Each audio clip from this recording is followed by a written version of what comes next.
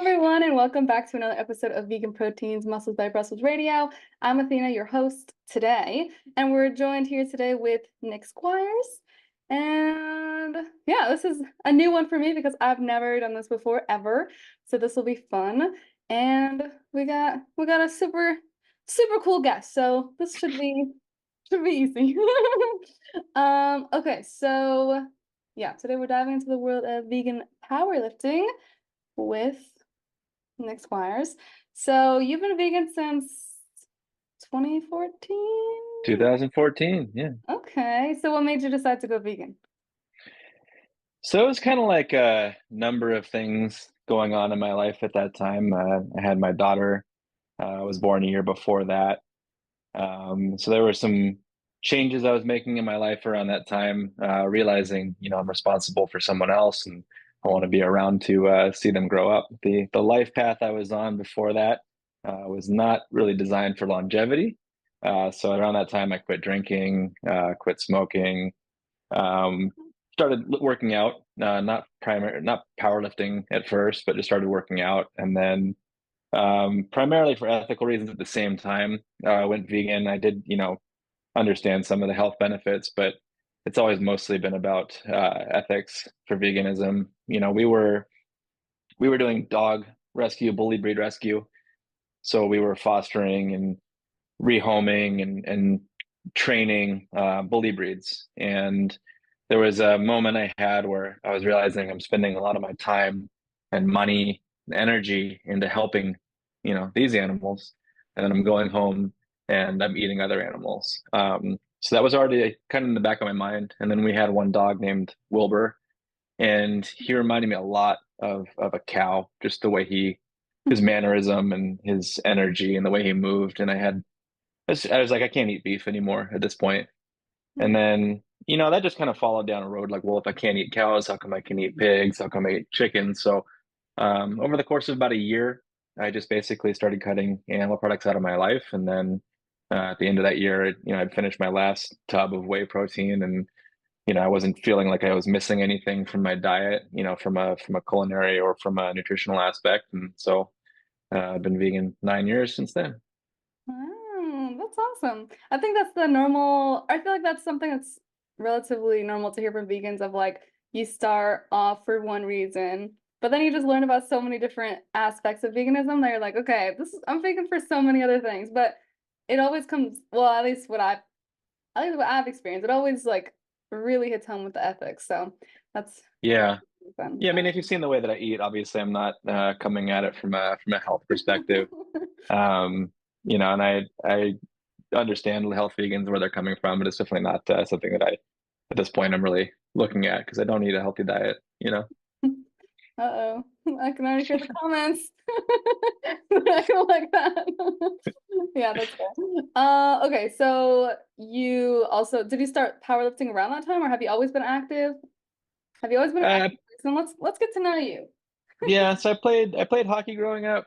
But in my mid 20s I stopped playing hockey and I was not doing a lot of activity, through that time period. I would, often like join a gym, work out for a couple months, and I kind of had a skewed perspective of fitness, based on, fitness magazines and kind of general knowledge about fitness. There's a lot of, get ripped quick kind of stuff that's out there. Yeah. And what that leads to is you go to the gym for a couple months, you don't immediately like the way that you look or the progress that you're making, and you get discouraged. So I did that several times. I signed up for several gyms. Um, and around this time, we started doing tough mudders, the obstacle course runs. So they're, 13-mile runs with a bunch of obstacles. And part of the training in that was weightlifting. And I started training for the world's toughest mudder, which is a 24-hour run. You just run for 24 hours through this obstacle course. That sounds awesome. And yeah, Like during 24 that hours training, straight. it's like a loop, and you have the objective is to run as many laps as you can in 24 hours, and you can show up and just run one lap and then Yeah. sleep the rest of the time. That's fine.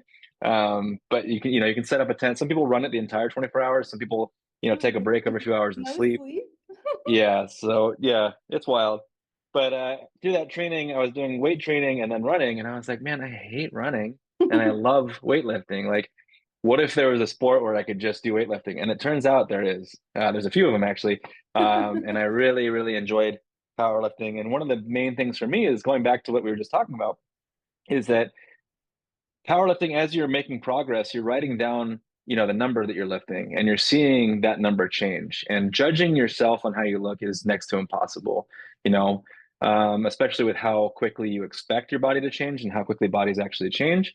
With powerlifting, I was able to look at the numbers and say, I'm making tangible progress here. I can't argue the fact that these lifts are going up. Um, where I can look in the mirror and be like, I still don't like the way I look, but I kind of fell for powerlifting for that reason, is that it was really easy to stay motivated, and it's really easy to see progress in what I was doing. Yeah, that makes sense. Do you feel like powerlifting has maybe changed your, or has that helped with your view on your body? Like taking away the Oh main yeah, focus of you being the objective and changing you, is that, do you feel like that's been more uplifting to like have these stats and like, yeah, I'm getting stronger, and like being able to focus on that? yeah. I mean, looking at I remember going back. I remember the first time I deadlifted 225 pounds, and I was like thrilled on it. And looking back now that I've deadlifted 675 pounds, and it's like that's such a monumental amount of difference that's made. And at the same time, just working out that often, I have come to much more enjoy the way that I look, but it wasn't the focus, right? The focus was on how much am I lifting, and then, not focusing on my appearance, and the appearance comes secondary, and it will change. It just takes a lot longer than a lot of people expect it to. Hmm. Yeah, that's fair. Yeah, that's fun. So, how long have you been, or how long did, when you started powerlifting, how long did it take before you started powerlifting competitively? Too long. People ask me all the time, and I train now at like a powerlifting specific gym. And I run into a lot of people who have just started powerlifting. They've been powerlifting for 6 months or a year, and they always ask me, like, should I compete? And my advice to everybody is compete as soon as possible. Mm. I had this in my head that, like, I really wanted to have a competitive total the first time that I competed. I didn't want to show up and like have a real embarrassing total. But I probably learned more at my first powerlifting meet than I had in like the previous 3 years of training at a gym. And, it's because I was training at like a Gold's gym. It was not a powerlifting gym. There was a very small number of people that were actually weightlifting there. It was mostly just general fitness people. Hmm. But I showed up, I took silver in my first meet, which was cool. But looking back, I wish I would have gone into competitive powerlifting a lot sooner. If it's something that you enjoy, even just going to a powerlifting meet and watching or volunteering, you can go. These meets always need people to do spotting and loading. Hmm. It's a great way to get involved in the sport if you're interested in it. But just go to a meet. Another thing, I came from, like I said, I came from competitive hockey, and when you go into like a hockey tournament with teams that you're playing against, it's very tense. Hmm. There's a lot of like competitiveness, there's a lot of aggression before the game even starts. And so when I went into the powerlifting, I kind of had it in my head that it was going to be the same way. There's people competing against, it's going to be tense. But what I found when I walked in is that everybody's like your best friend. The people that you're competing directly against in your weight class and category are giving you advice. They're helping you out. They notice that it's your first meet. They're giving you little tips like, oh, hey, don't have your wrist wraps over your thumb, or all these kind of things. They're helping you out, and it's a community, and I really enjoyed that about the sport as well. Yeah, I think having a community is always really nice, and it helps get through. So I'm thinking of the people who, like you said, or you mentioned that it's more beneficial for someone to start competing right away. So thinking of people who might be maybe not coming from a fitness or background, or not having that support, what kind of advice would you give someone of just getting started and signing up for their first powerlifting meet? How do you get around the nerves? How do you feel adequate against people who might be a lot stronger than you expected, or whatever it is? What kind of advice would you give them? I mean, I think that your first powerlifting meet, and the mistake that I made was I was going into it planning on competing against people.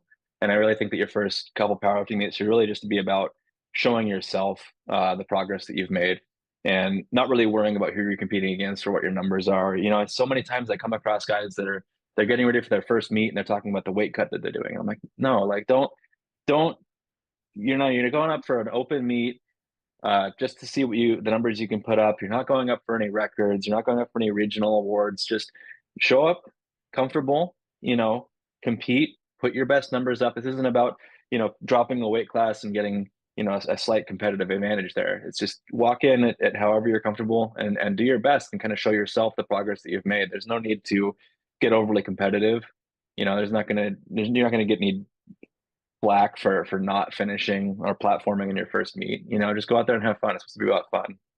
Yeah, I think that's good. 'Cause I think a lot of people get in their heads a little bit too much and thinking maybe they could be better, they could do this, they could do that. But at the end of the day, as long as you're showing up, I think that's something to be proud of. And the powerlifting community, or almost every fitness community, honestly, is just always so supportive.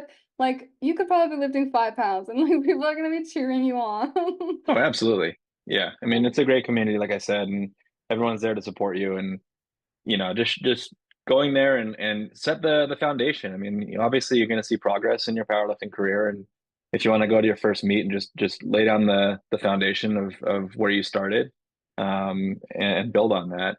There's no need to go in thinking that you need to finish first or have a huge competitive number on your very first meet. Just get your feet wet. There you go. I love it. So tell us a little bit about what are some of your proudest achievements as a powerlifting athlete? And don't be humble. Let me hear like at least top three or more. But at Top three or more. least tell us how strong you are Um, too. What are your PRs? Tell us everything. well, let's see. So I think like I did the IPL Worlds in Ireland in 2019, and it's not a super competitive Worlds meet like the IPL. I'm sorry, the IPF World is. But it was really fun to be able to go to Ireland and travel and compete. And then, I won first place in my weight class. I actually missed weight at that meet, the traveling. I didn't really feel like doing a significant weight cut while I was traveling. So I competed one weight class up, still finished first in that. I pulled 666 pounds at that meet, over 300 kilograms, which was, 3 times my body weight. That was my best deadlift in competition. That Wow. was a lot of fun. And, there was my third meet. I took best overall. This is a regional local meet, but it was my third meet ever. And, I took first overall. It was the first time that I deadlifted 600 pounds in a meet. That was a lot of fun. Any meet where I can kind of go and finish, and then when people find out afterwards that I'm vegan, and they kind of think it's a joke at first. I like that. I don't like to go to the meet really advertising that I'm vegan, because I always have in the back of my head like I'm gonna mess something up, right? I'm gonna I'm gonna mess something. I'm gonna bomb out. I'm not gonna finish the meet, and then it's gonna be like, hey, that guy didn't finish the meet because he's vegan, right? He couldn't do it because he was vegan. But if I can if I know that I placed, especially if I know that I finished first, and then I can put the vegan shirt on, and people are like, "Hey, that guy finished first and he's vegan." Like I think that really opened some eyes. The first time that I did it, I came out of the bathroom with a vegan shirt on, and the guy started laughing, and he's like, "Oh, you're serious?" He thought that it was a joke. He thought I was making fun of vegans, by putting the vegan shirt on. But that was good. That's awesome. I think that's a smart move too to wait. Like, let me see how I do. And then Right. then I'll rep the veganism because people will use it against you. It's so That annoying. it is the nature of kind of like the anti-vegan uh arguments and stuff, is if you do make a mistake first, and it's I never lead with it. I always Mhm. try to put the proof out there first and then mention that I'm vegan. So I'll be at the gym training with guys for months before they find out. They'll go to my Instagram like, "Oh, I didn't even know you're vegan." I'd rather have that than the other way around. Yeah, that's fair. I think, yeah, you gotta prove them before they know. Right. So, what are your PRs right now? So in competition, we just did the plant built meet in Atlantic City, as Oh, you may know. yeah, Um, I was there, everyone. so at that meet, I set a squat PR of 6'11". Um, I benched 385 and I pulled 640. So the squat and the total were PRs, which was cool because in May of this year I had bicep tendon repair done on my arm. So to be able to come back and not only be able to compete, but to put up my biggest squat and my biggest total to date was really cool. And yeah, that Yeah, was and that awesome. was a intense surgery, everyone. He kind of said it like it was nothing, but that was like a really intense surgery that he was already lifting like probably a couple days later. It took him Yeah, that so long to like get back to the gym, which is not good, and I don't recommend that. yeah, do not try this at home, but yeah, so basically the tendon that holds your bicep to your radius, it was a full tear. So Mm. my bicep was no longer connected. So they go in, they take a Kevlar button and they drill the tendon back into the bone. Um, and so I had that surgery on Thursday, and I woke up on Friday morning and I had like a harness so that I could deadlift without having to use my arm. And I went out in the garage and I was deadlifting 585 pounds the day after surgery. And Oh I my don't I don't recommend it. I wouldn't tell anybody to do it. But you know, I needed to do something. I needed to get out there. And you know, a huge credit to my coach, who's also on the plant built team, Ryan Stills. Because when I had the injury, before I had the surgery, I said, Ryan, like I just had this injury. I'm gonna have to get surgery. I don't think I'm gonna be able to compete at Plant Built in October. And you know, we're gonna have to figure something out. And he said, well, are you looking for an excuse? And I was like, no, I'm not looking for an excuse. Like, and he's like, well, no, let's do it. And, you know, so he's like, I've trained through several shoulder surgeries. Like, we can figure this out. And he was right. You know, using things like the deadlift harness. I switched to a gym here in Sacramento that has a belt squat machine. They have a nice safety squat bar, and I was able to keep training through all of it and get back under the bar a lot quicker than I thought I would. A lot quicker than you thought he was. That's a day. I think when he said, I appreciate his words and absolutely true, but I don't think he meant the next day when he said that. But it lit a fire under me for sure. He's like, "Do you want an excuse?" I'm like, "No, I don't want an excuse." That was like the perfect thing to say to me because like I'm an I'm entirely motivated by doubt and spite. So that's exactly what I needed to hear. Good sound. Okay, yeah, that sounds intense. I think I definitely would not be lifting the next day. Was it painful? And how's your recovery been? Are you like 100% recovered? Do you have any like follow-ups? How's that going? So the recovery was great. I definitely was doing things before I was supposed to, but at the same time, like when I went in to talk to the physical therapist, you know, even the first consult afterwards, he was asking me to see if I could like extend my arm to here. And at that point, I already had like pretty much full range of motion. And he was kind of blown away. You know, he said he had not seen somebody recover from that surgery that quickly. Which, you know, I don't know. I think a lot of it is, you know, as a power lifter, you are eating an extremely high protein diet. And also my body has been for the past 9 years, all I do is just destroy my body in training and then let it recover.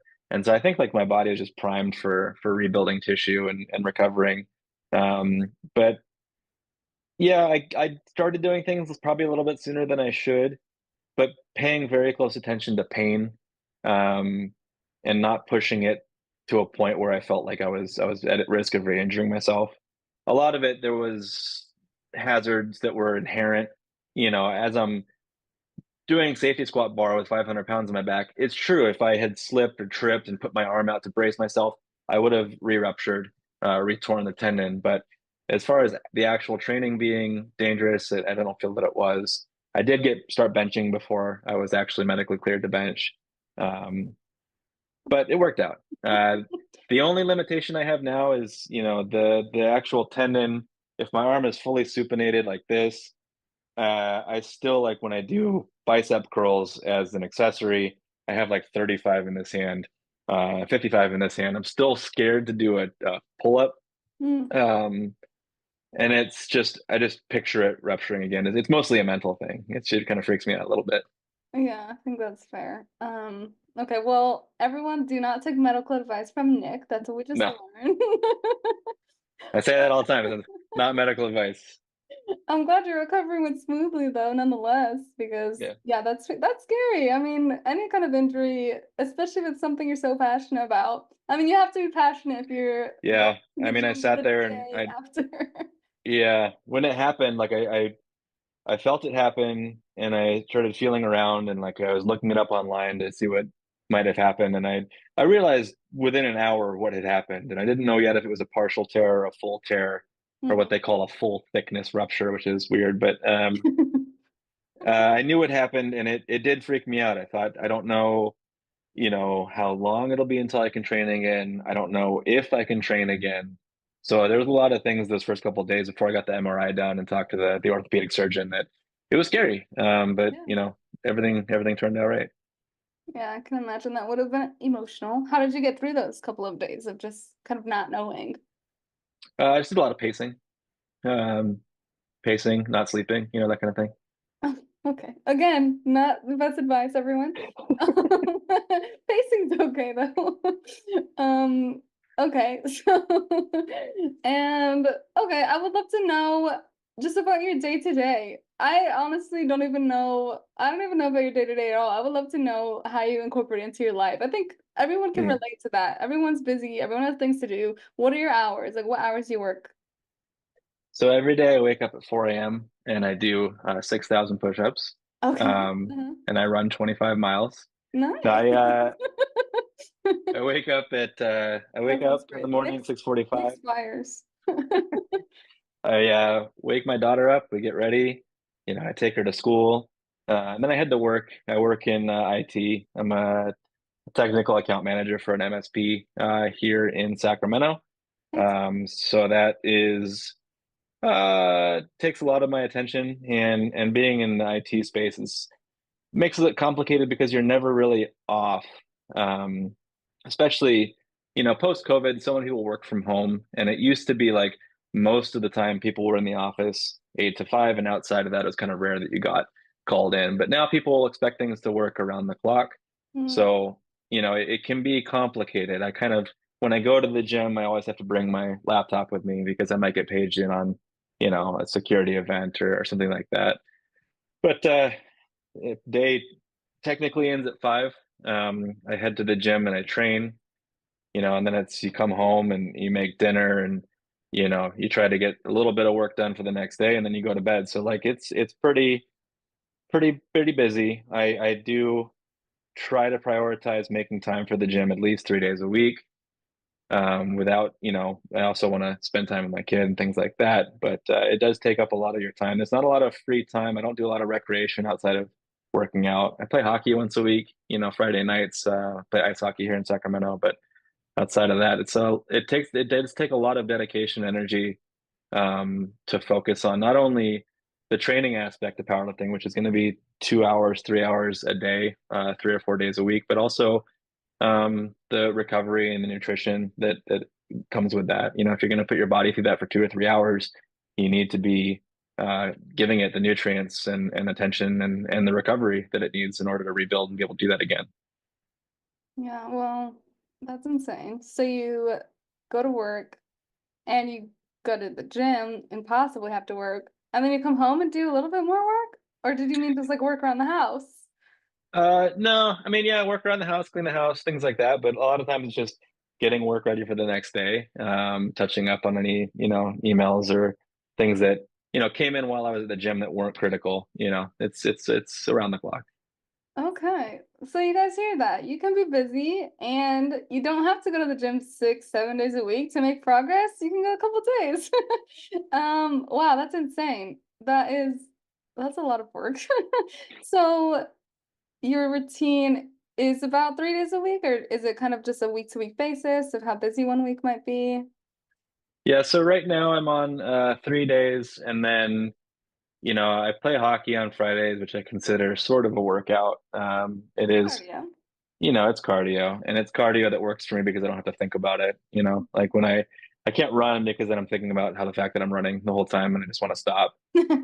And hockey, it's great cardio and it takes your mind off of it. But yeah, right now 3 days a week. If I for some reason am not in pain on one of the extra days, I'll throw in a Peloton ride or some accessory lifts.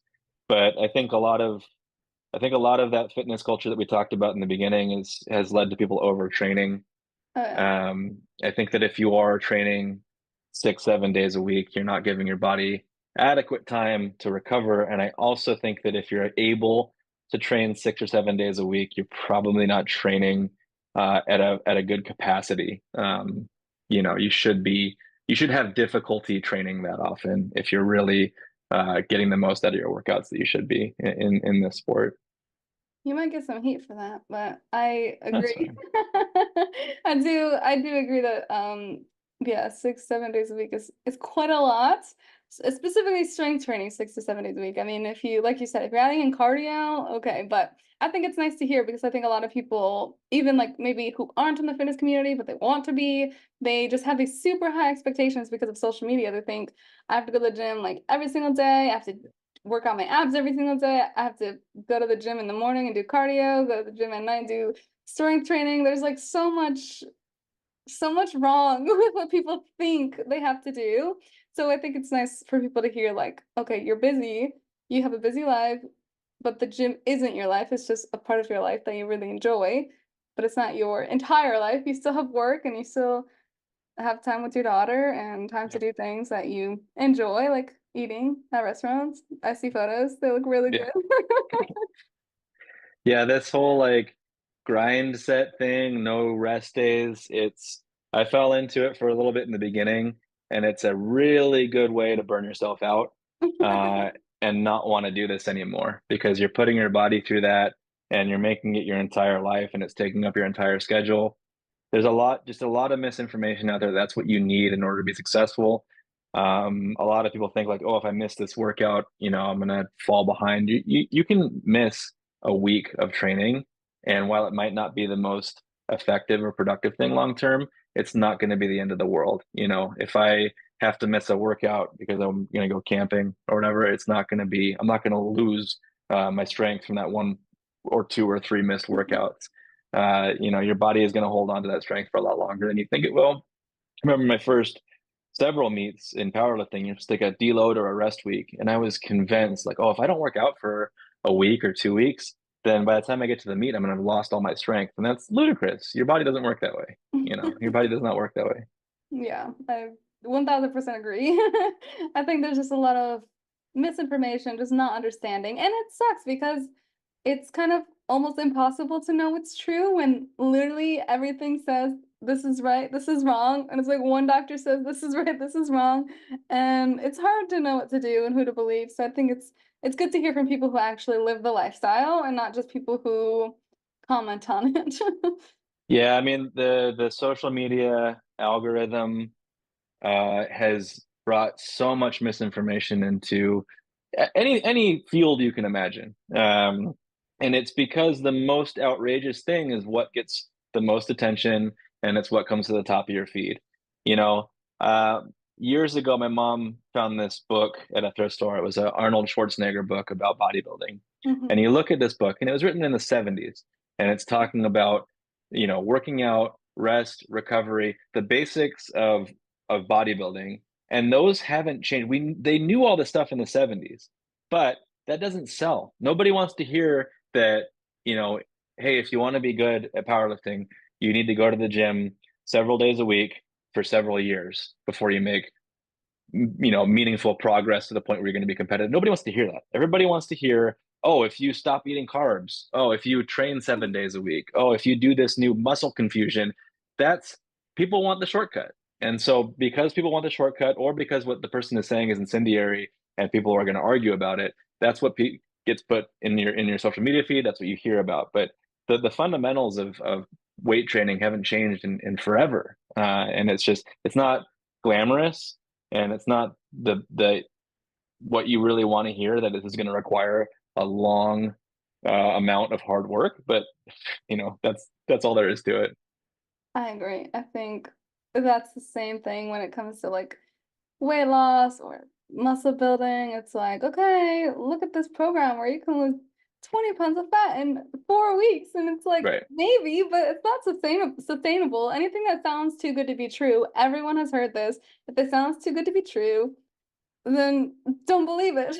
Yeah. I think it is the ugly aspect of it takes time to build muscle, it takes time to build strength, it takes time to lose weight, and that's all okay. You're gonna be Hmm. so much more happier in the long term if you just take it slow than if you just go head first into everything and then hate it and then Yeah. quit. Everyone quits and then they're like, Right. well, that didn't work. I don't believe in that.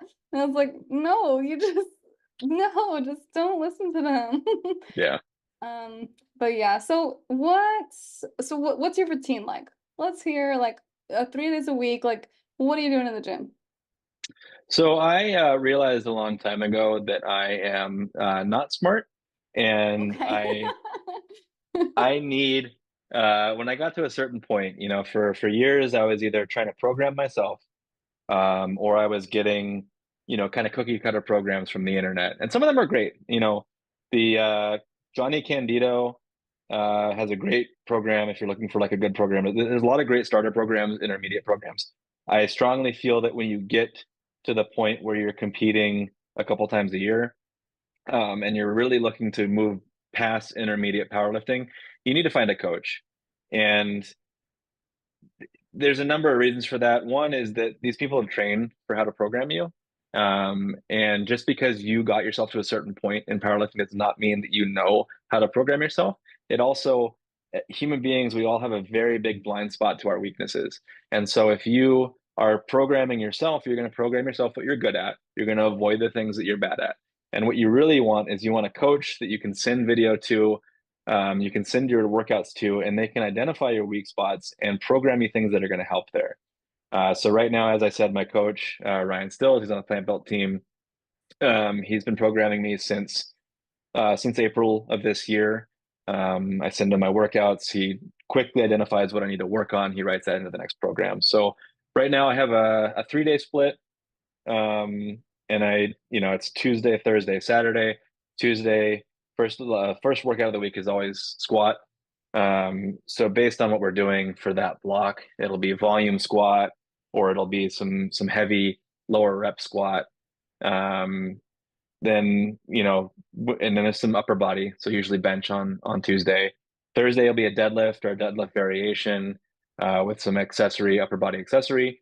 And then Saturday it's usually a squat variation, with additional upper body. So Ryan has a lot of different um, disciplines that he kind of blends into his programming. So there's a lot of conjugate inspired stuff. So a lot of bands and chains, a lot of work with the safety squat bar, a lot of variations. So there's things that I started doing in the last year that I had not done before that have helped me immensely. I mean, for not being able to do a barbell squat for 4 months leading up to a meet, and then setting a squat PR to meet, I was immediately sold on everything that he'd been doing, and it's something that I would not have been able to accomplish myself. So, if you are serious about powerlifting and you've kind of burned out or plateaued on the online programming, I really would recommend finding a coach. And obviously, in the vegan space, you want to find a coach who's understanding of your diet. There are some coaches out there that they don't think that you can do what we're doing on a vegan diet. They're going to try and tell you that any plateaus or lack of progress is because, oh, you're not getting animal protein. Obviously, we know that's not true. So it is good to find a coach. And most people, honestly, most people in this space understand it. I find that 99% of the time when someone wants to argue with me about quality of protein, they're a do nothing, right? They have not accomplished anything. When I talk to people who are competitive powerlifters, the most that they'll do is they'll kind of think for a second, and they're like, oh, okay, like it'll catch them off guard. They will be surprised. But as someone who they've been training for years, they have a very good understanding of what they're putting in their body. They know the protein content of everything. And so when you say that to them, they start thinking about other things that they eat that aren't animal based, that do have protein in them. And they really quickly realize, oh, you could do that, right? It's really the people who have not accomplished anything or don't really understand what they're eating, that want to argue the most about what you can and can't do on a vegan diet. Yeah, I think some people just really like to talk shit. They just like to talk, hear themselves, and I think they're just gonna rise out of it, honestly. They love to hear people fight back or whatever it is. So I always love your responses and how you post on social media. Like you'll make fun of vegans jokingly, like, oh, I would never eat this garbage. Or like Yeah. agree with the trolls, like, yeah, you're right, man. That's Yeah, crazy. there's so much out there and it's only gotten worse, but I think what you have to do is you have to kind of quickly identify, does this person have a genuine misconception? And they got some bad information, but they're open to updating their view on something, or you go to someone's profile and their entire replies are just anti-vegan comment, the same four arguments over and over again. Why are you going to argue with that person? That person exists specifically to try and make you upset.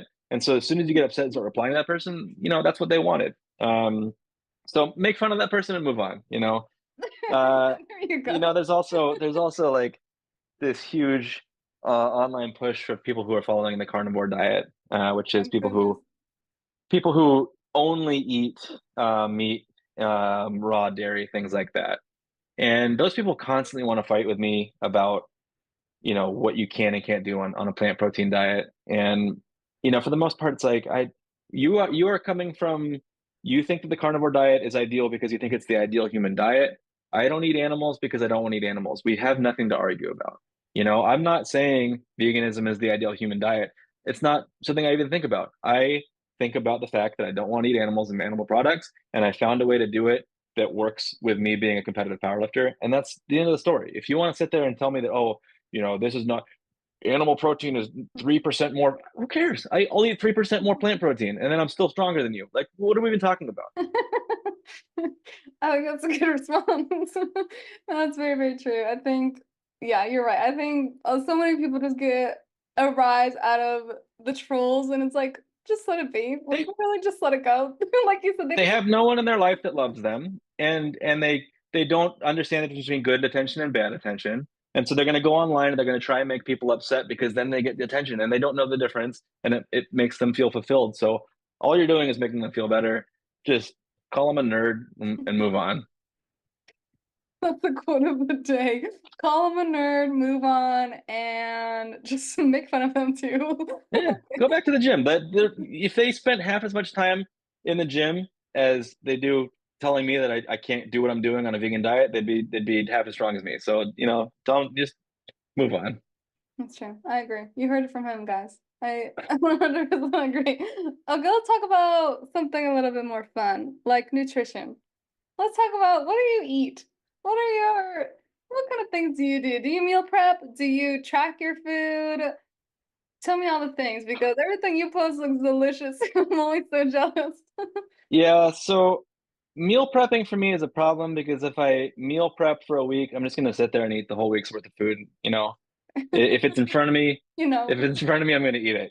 There's no way around it. And also the time, like I know that it ultimately saves time, but it's not gonna work for me. Like I'll just sit there and eat everything that I made. So um, people ask that a lot, and obviously on social media, I post the more exciting things that I eat. So on the weekend, I'll go out and I'll house an entire pepperoni pizza, or four double cheeseburgers or whatever, and that's fun and it's exciting and it's delicious and it's a huge amount of protein.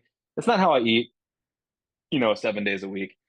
So the other day, someone asked me, can you put together like an average day?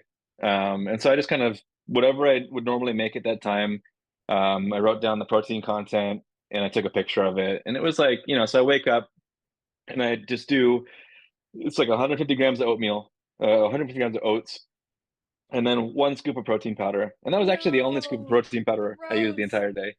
What? I hate protes. Uh, yeah. Oh, so What's wrong gross. with protein? They're disgusting. The texture is nasty. Bleh. Okay, that's disgusting. But go on. Let's hear about your breakfast. So that was 40 grams of protein. Super easy, super simple, nothing fancy, like There's nothing instant else in it. oatmeal. It's Just just oatmeal. This is instant oatmeal, like the maple one, and then any it root. was some protein powder, yeah, What and then it brand? was some oat milk. That was True Nutrition. Okay. Um, for the one that I made here. Yeah. No And toppings? then what's that? No toppings? Berries? Vegetable fruits.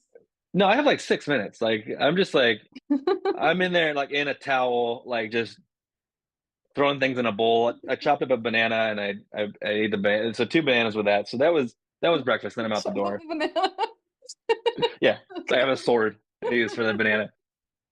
And then so lunch, I really like Morningstar Farms does a bag of chicken strips. Yes. And get them at Walmart, get them at the grocery store. The protein content. The first time I read the label, I was like, this can't be right. Like it's the bag is 84 grams of protein in it.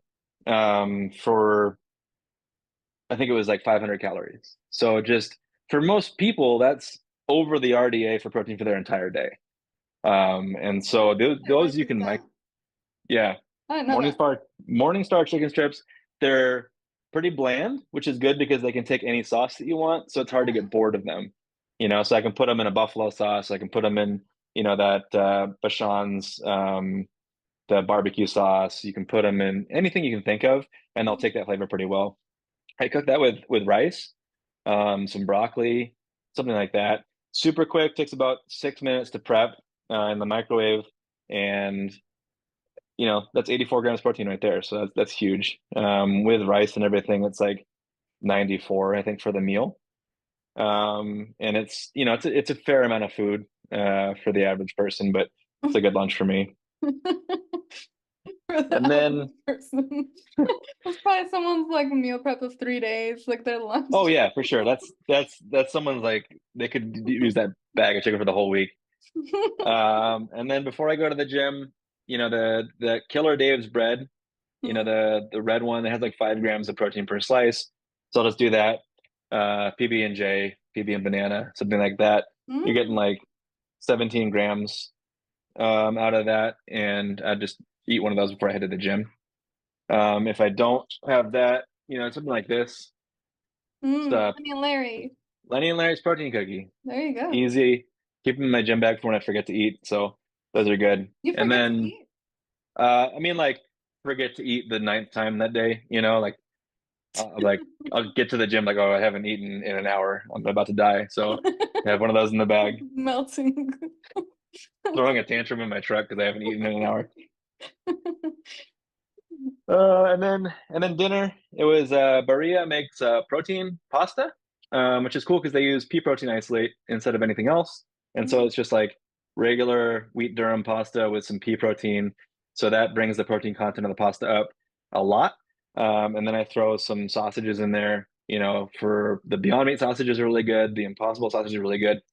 Budget wise and protein content wise, the tofurkey ones are actually higher protein content and a few dollars cheaper per pack. So whatever I have on hand. So that meal ends up being like 81 grams of protein for that bowl of pasta with a couple sausages. So that day right there that we just outlined is 232 grams of protein, which is a lot. And some people would say that's too much. Which is a But lot. for me, it's perfect. I have tried a lot. Like I've gone up to 300 grams protein a day. I have not seen much benefit from that. I've gone down to like 150 and I see longer recovery times in that. So my sweet spot has been the, 1 gram per pound of body weight. I find that, and I'm not overspending or overeating. And at the same time, it kind of is ideal recovery time so that I have a day off and then I can get back to the gym and keep training the day after that. Okay, well, I think people are gonna really like this because that was all very relatable and easy. I love easy. Anything Yeah. easy is definitely my style. Anytime I go on Instagram, everyone just has the fanciest meals and they're like eating every day, and I'm like, how? This is like insane. And I'm also not a meal prepper. It just well, one, yeah, I probably will eat way too much too, but also it just takes so much time, like Yeah. out of one day. Like it seems more convenient, but if I'm not in the mood for that day, then it just kind of ruins everything. Or maybe I eat Right. Yeah. double and then I mess everything up. Yeah, it's just not realistic. The cost that and the time, I just try to find something that I don't have to spend more than 5, 10 minutes. Obviously the pasta takes a little bit longer to cook, but for someone Not who really. has a busy, it's like, boil the water or it takes a little bit longer than the other ones, but people don't have time. I don't have time. I don't know who has the time, but I have like, like I said, I work through most of my lunches. So like I've microwaved this and I'm just standing in front of the sink trying to get this in before the next person calls me. So, it's about getting the nutrients and the protein in a cost and time effective manner, so that I don't miss a meal. Because missing a meal for me is fairly catastrophic, not only emotionally, but also for getting my protein in. Okay. Okay, so what's your all-time favorite meal ever? And or actually that's including something that you make and something that you can buy from a restaurant. Like maybe like your favorite restaurant meal and your favorite meal that you make. You want me to narrow down the splendors of the entire culinary world into two meals? Yes. Mm. Like Well, maybe like your favorite now, because maybe it'll change in an hour, but like right now, it's like it sounds like your favorite thing ever. Or just so something you're before, really in the mood for right now. yeah, before I went vegan, Hmm. I ate almost entirely fast food diet. You Healthy. know, yeah, and it was the same thing. It's work. I don't have a lot of time, and so I'd drive through Jack in the Box or wherever it was. Yeah. But my favorite thing was the Carl's Jr. Western Bacon Cheeseburger. I loved that thing. And so early on when I went vegan and when the Beyond Burger came out, changed the game, because before that, no disrespect for the greats, the OGs, but the Beyond Burger coming out compared to the Boca Patty that was out, I mean, that Oh was my just a goodness, night and day yes. difference. And so the first time I was able to like veganize a Western bacon cheeseburger, so the Beyond or the Impossible Patty, the bacon, the cheese, Wait, um, share the ingredients. What kind of bacon? What kind of cheese? We gotta know all of it. so whatever bacon, like the light life is fine. I like the sweet earth stuff. I'm not currently buying sweet earth stuff right now. But you know, the the burger dude on Instagram, YouTube, the burger dude, he has the recipe for rice paper bacon. It's incredible. Write this down. Yeah, check that out. It's rice paper bacon, so it's not super high protein, but the taste is fantastic. He like great channel. He does Okay. specifically like vegan, fast, and junk food. So check that out. He has a cookbook out too. Hugely recommend it. Great guy too. Anyway, the barbecue sauce, that probably my favorite burger to make and eat, just because it's so nostalgic for me, for something that I ate for years before I went vegan and didn't really have an alternative to for a while. So that's my favorite thing to make at home and eat. Do a double, you're getting 50, 60 grams of protein out of it, as an excuse to eat two burgers. And then right now, so there's a place here in Sacramento called Vegan Deadly Sins. Mm. They do vegan Chinese cuisine. So they do chicken chow mein that's really good, General Tso's chicken, orange chicken. It's fantastic. Everything there is vegan. They have boba. So that's my favorite spot right now. My kid loves it too, so she and I go every weekend. Head out Yeah, there. I see it. Yeah, yeah. Okay, well, I'm gonna visit soon because I really want to try that. That and then Pizzasaurus Rex. They do a vegan pie. Um, just pepperoni, and one of the best pizzas I've had, vegan or not, my entire life. That place is really good. Hmm, it all sounds really good. And by the Yeah, way, everyone, the only reason I follow him is because all the food he posts. And that is the only rean because it yeah. all Another looks reason. so good. No other reason at all. Nothing else of value on that channel.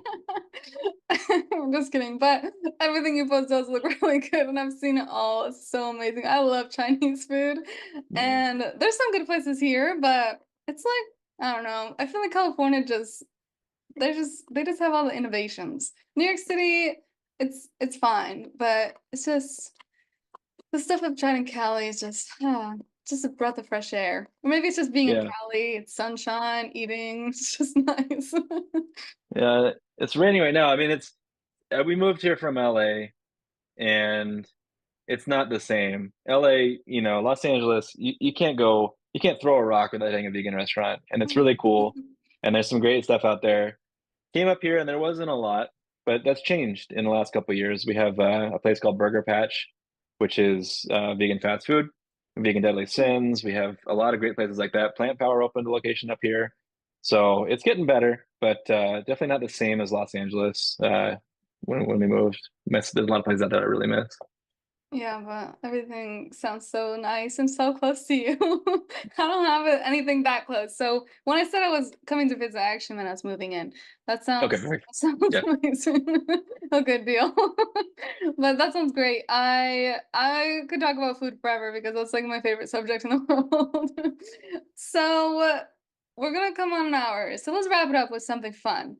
What What's your playlist? What's your favorite music to listen to when you're working out? Taylor Swift. It yeah. Taylor Swift, Spotify Wrapped came. Taylor Swift is definitely a number one. Yes.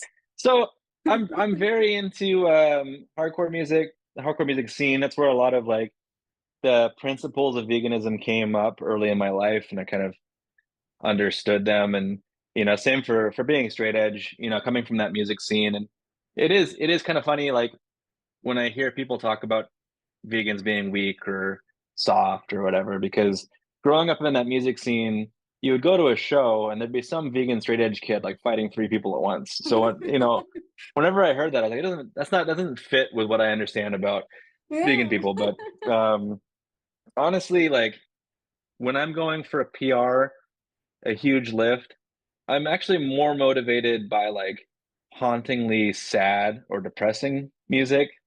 Um, so it's like, for example, like my PR song for a long time was The Foggy Dew by Sinead O'Connor, rest in peace. What And about you?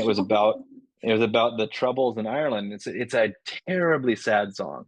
And something about it just stirs up a lot of emotion in me, and it really gets me ready for a big lift. When I'm training and I'm going to be there for 3 hours and listening to harder music, with a lot of anger in it. But when I'm going for like one big lift, it has to be something really sad. And I feel for whatever reason, I get more adrenaline, more motivation out of that than anything else.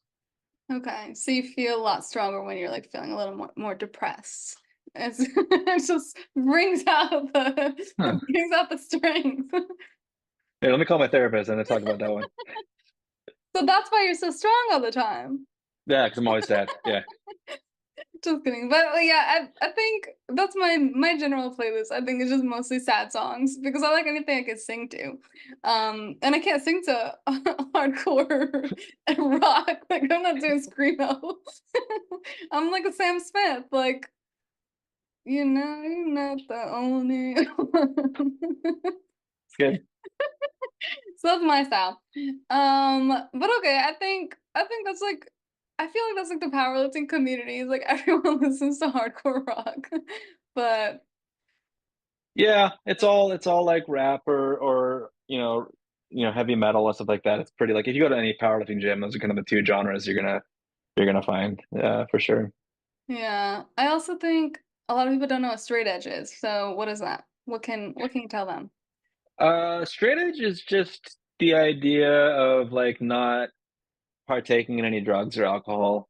And it goes back to community. There's a lot of people who don't smoke or do drugs. And that's fine. You don't need to really identify as anything for that. But for a lot of people who grew up in that music scene or in any music scene, the use of drugs and alcohol is kind of glamorized. And it was kind of like, this is what you have to do. And for a lot of us that wanted to not do that anymore, we kind of felt isolated.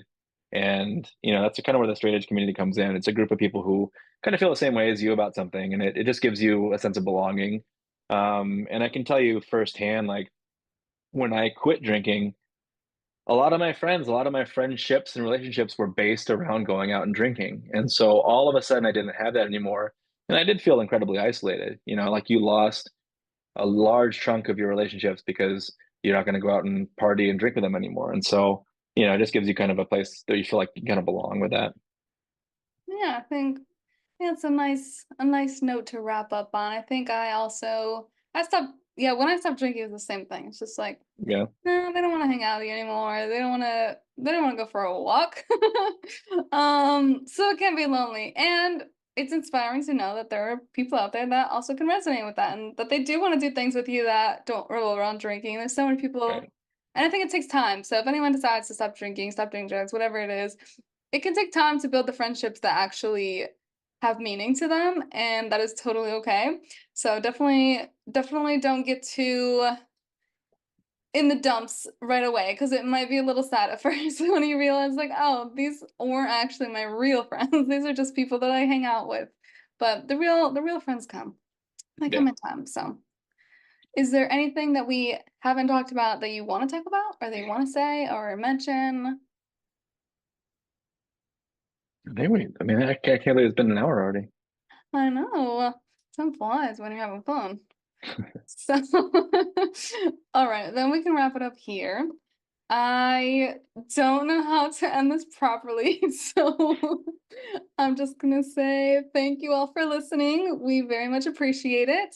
Thank you for coming on today. This took us forever to schedule, so I'm glad that we finally made it work. And yeah, thank you all for listening and tune in next time. Toodles!